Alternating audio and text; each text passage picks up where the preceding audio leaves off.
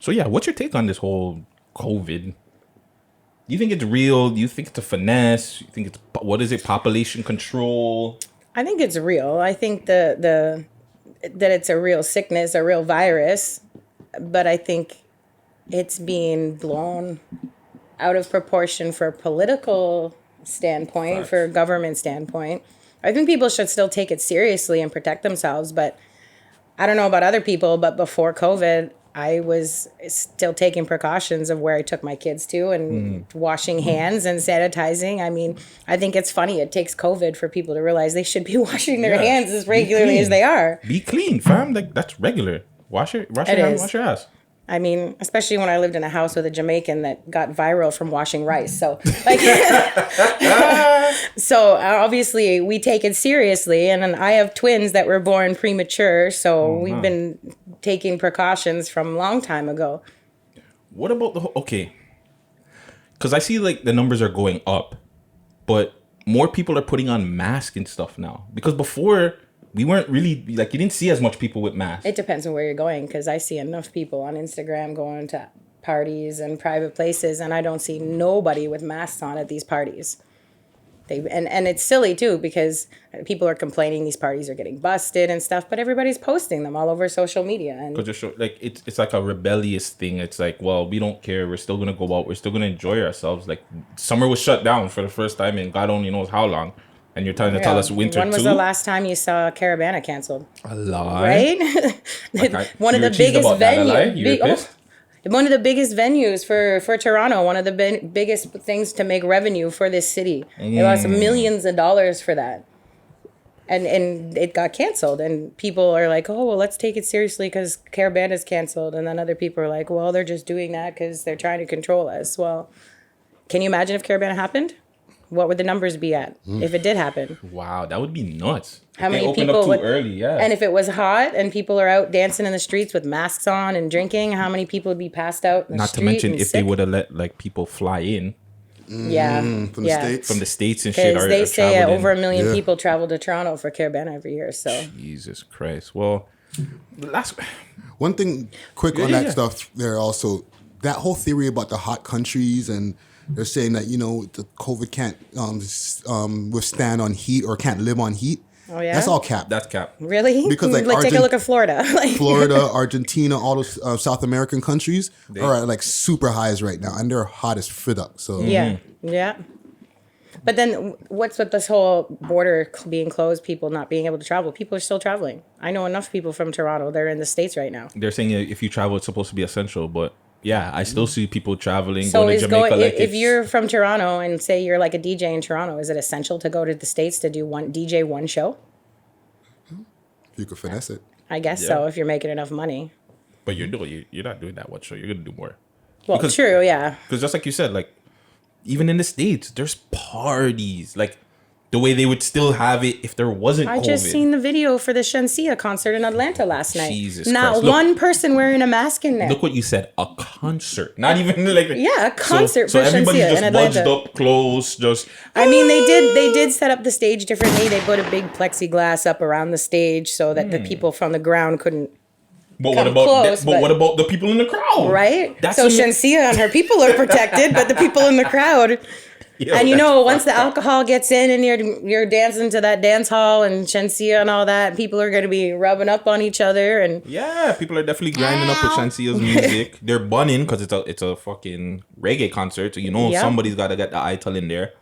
So how is that happening though? Like the States is supposed to be the worst place for it, and yet there seem to be the ones that are opening back up even more concerts, more.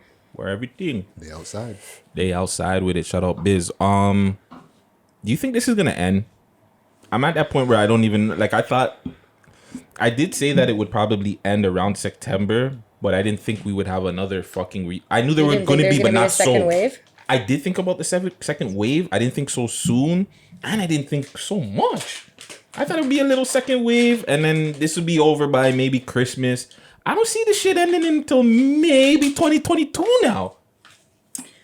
I guess It's hard to say when you look at it. I mean, like some people are trying to compare it to like when it comes to the vaccine type thing, compare it to like, oh, well, your kids get vaccine for polio and rubella and stuff, and compared it to that, saying, oh, once the vaccine comes out, it'll be okay. And I don't know about that.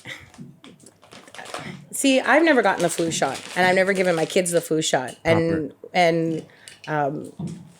we've never really had the flu. So, you know, knock on wood, but we don't get it. But when it comes to certain vaccines, like the ones that they're supposed to get mandatory, you know, like the polio and the rubella and the things like that they get when they're young, I got my kids all those, but I didn't get the flu shot for them. And if there ever is a COVID vaccine, I probably won't get that either, because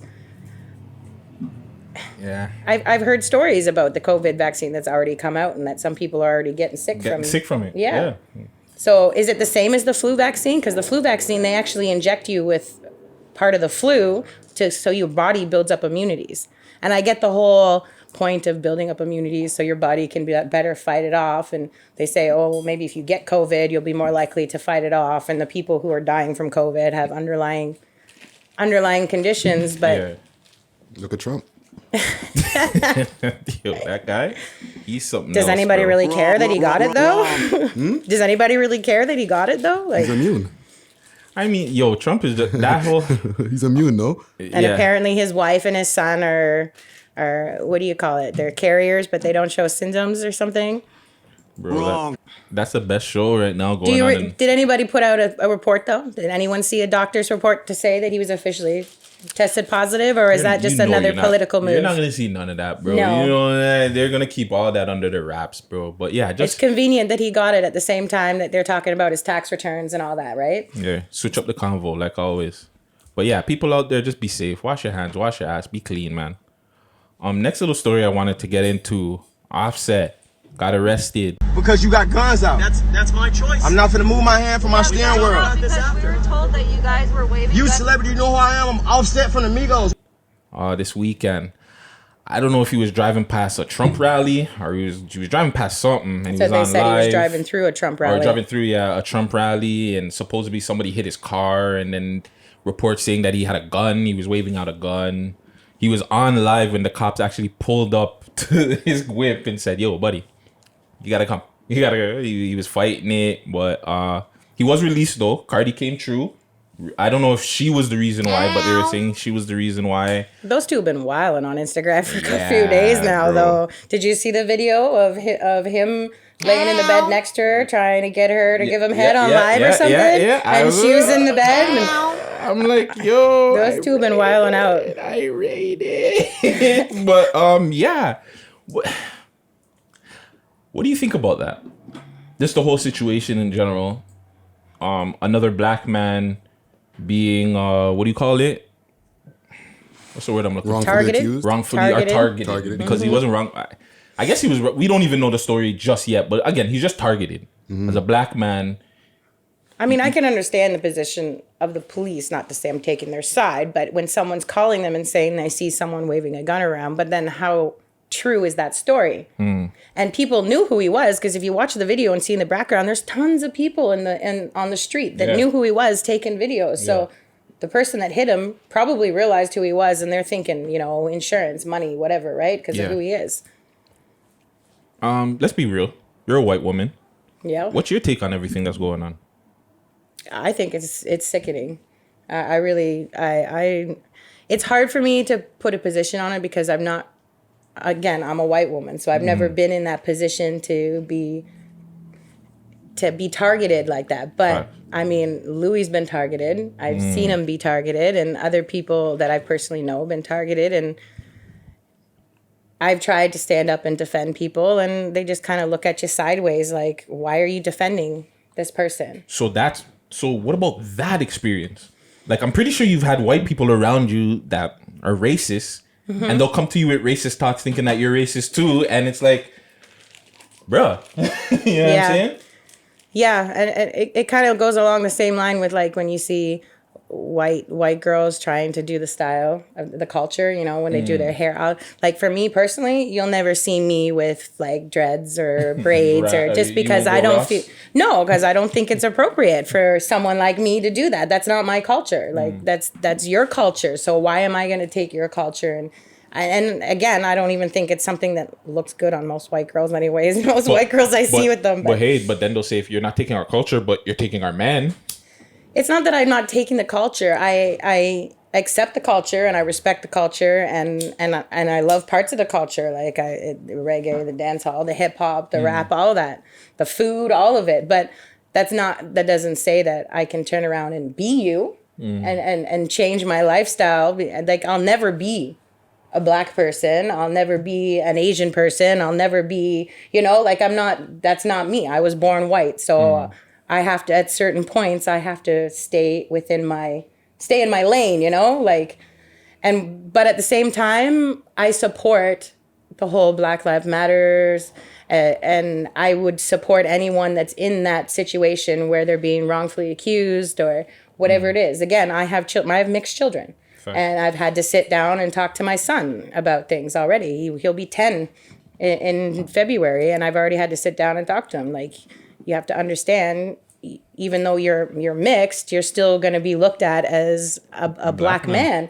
Yeah. And you have to be careful about who you hang out with and where you go and what you say. And unfortunately, I live in a town where there's maybe 5 black men and maybe 15 mixed kids. So, oh God! So those. Anytime there's a robbery or anything, those niggas get hustled at quick. Can I ask a quick question on that as well, including the fact that you were married to the late great Louie Rankin, right? Did you see like racism going on when you were with him, or was he like exempt because people were like, oh, we know who you are? No, he wasn't exempt. I feel like being a celebrity kind of puts you out there even more, like with Offset, like with Louie, especially when depending on like what you're involved with. Like when you think about Louie, like everyone thinks of him as Ox or Teddy Buckshot. So they automatically assume the roles he played, that's who he is in real life. And they think, oh, so that's what you do in your movie. So you're a gangster and whatever, right? So they automatically assume those things. And then it just like, if you smoke weed, they think you're a bad person. I mean, it's not so as bad these days now that it's been legalized, but there's always been there's always been a thing attached to stigma. Yeah, a stigma attached to smoking weed, and it's just again, it's hard for me to state my opinion on it because I've never experienced those things to say, oh, I know what that feels like. I know what Louie's been through. Like, I've seen him get pulled over for no reason. For example, we were in Barrie one day. And we're driving in a brand new rental car. It was his birthday. He's wearing a brand new outfit. We're both dressed up. We happened to stop off at a guy's house who's being watched by the police. We pull in. He's not home. Louie gets out, knocks on the door, gets back in his car. We go to leave, go through the set of lights, go to the next set of lights, go to the third set of lights, and then we get pulled over. The cop says that we ran a red light. When I'm in the car with Louie, I'm always watching everything, who's around us, the lights, everything. And we didn't run through no red light. He tried to say he had to slam on his brakes so we wouldn't hit him. It was an excuse to pull us over because they saw him, they saw his car, they saw his jewelry. The guy they were watching was wanted for certain things, so they think Louie is all of a sudden the head guy. They pull us over. Is it just you two in the car? No, with two of our kids were in the back. Oh, because I was saying if it was just you two, they would have definitely thought he was the pimp. They would have definitely thought he was the pimp. No, there was 2 kids in the back car, but the windows were tinted, so they didn't even know the kids. They didn't see that, so when they pulled us over, did still think that. When they pulled us over, at the time, Louie's license was suspended, so he told the cops right away. He didn't hide nothing. He's like, my license isn't any good. So they're like, get out of the car. Then they tell me to get out of the car, and I said, no, my kids are in the back seat. They didn't even look in the back seat. Like, what happens if they had pulled their guns right there on the spot, and the kids are in the back? Like, they didn't even care. And then happens. Yeah, it happens. And he told them that his license was no good, so they pulled him out. They searched him. They pulled me out, and I said my kids are in there, and they said okay, take your kids out. And then they go to start searching the car. I said the rental car is in my name. I rented it. What are you searching it for? They said, oh, well, his license isn't any good. Well, that's not enough for you to search the car. They said, oh, well, he was the one driving. We have all rights to search the car. And obviously, there wasn't anything in the car. It was a rental car. He had just his autographed pictures in the back. And we were promoting, that was when he did his birthday roast. So we were promoting his birthday roast. And it's not the only time he's been targeted either. Like, there's plenty of times when he's been targeted with and without me. And not just in Canada either. He's told me stories in the U.S. and even in Jamaica he gets targeted. And yeah, he would, because he's the roughest, toughest bumbaclad. Yeah. But don't worry, just now we're going to get into all that stuff with Louie.